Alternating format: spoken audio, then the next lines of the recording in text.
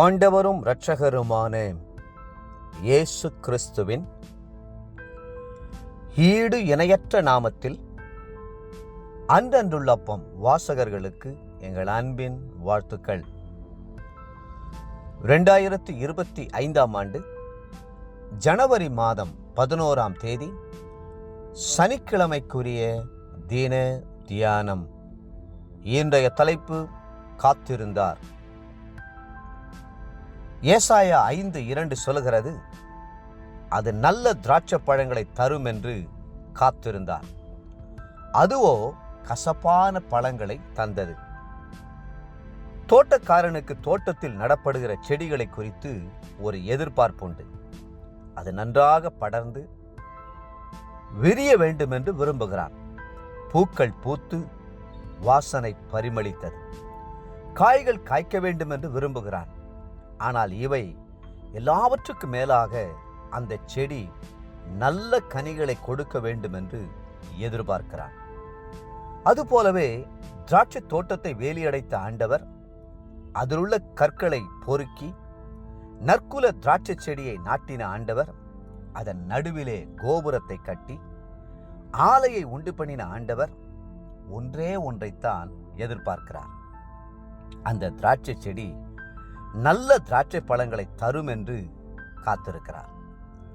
நம்முடைய நன்மையையும் மேன்மையுமே நோக்கமாய்க்கொண்டு ஆயிரமான நன்மைகளை செய்து வருகிற அவர் நம்மிடத்தில் எதிர்பார்க்கிறது ஒன்றே ஒன்றுதான். நல்ல கனிகளை நாம் அவருக்கு கொடுக்க வேண்டும், அவரை சந்தோஷப்படுத்த வேண்டும், அவருக்கு பிரியமாய் நடந்து அவரை துதித்து போற்ற வேண்டும் என்பதே அவரது எதிர்பார்ப்பு. தாவீது ராஜா, கர்த்தர் எனக்கு செய்த எல்லா உபகாரங்களுக்காகவும் அவருக்கு எண்ணத்தை செலுத்துவேன், இரட்சிப்பின் பாத்திரத்தை எடுத்துக்கொண்டு கர்த்தருடைய நாமத்தை தொழுது கொள்ளுவேன் என்று சொன்னார். 116ஆம் சங்கீதம் 12-13 வசனங்கள். இஸ்ரவேல் ஜனங்கள் கர்த்தர் செய்த நன்மைகளை நினைக்கவில்லை. தங்களுக்காக பூமியிலே பிதாவானவர் அனுப்பி கொடுத்த குமாரனை ஏற்றுக்கொள்ளவில்லை. அவரிலே சார்ந்து அவருக்கு நல்ல கனி கொடுப்பதற்கு பதிலாக அவரை சிலுவையில் அறைந்து கசப்பான காடியை கொடுத்தார்கள். அவர் அதை வாங்கி ருசி பார்த்தபோது குடிக்க மனதில்லாமல் இருந்தார். காரணம், அது கசப்பான காடி, கசப்பான கனிகள், கசப்பான பழங்களைக் கண்டு கர்த்தர் புலம்பி சொன்னார், நான் என் திராட்சை தோட்டத்திற்காக செய்யாத எந்த வேலையை அதற்கு நீ செய்யலாம்? அது நல்ல திராட்சை பழங்களை தருமென்று நான் காத்திருக்க அது கசப்பான பழங்களை தந்ததென்ன? ஏசாயா 5:4.